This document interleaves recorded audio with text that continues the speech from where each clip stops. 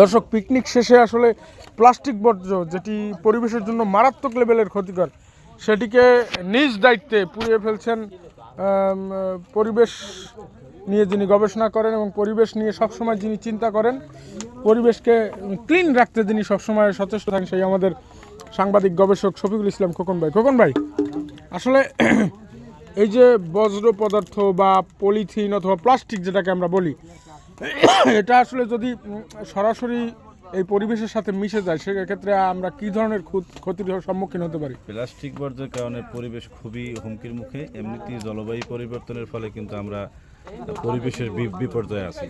আমাদের পর্যটন কেন্দ্রে হরিণঘাটায় কিন্তু অসংখ্য মানুষ আসে। আজকেরও প্রায় আমার দেখা মতো 1,500 থেকে 2,000 মানুষ আসছে।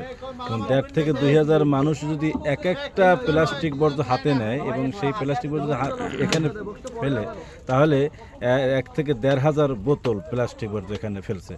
তো আমরা আজকের আপনাদেরই সহযোগিতায় যারা দিন শেষে আমরা যারা এখন আছি, আমরা আজকে সারাদিন যারা প্লাস্টিক বর্জ্য এখানে ফেলে গেছে, আমরা সেইগুলো একসাথে করে আমরা একটা জায়গায় যাতে করে এটি নদীতে না ফেলা হয়। ধন্যবাদ আপনাকে।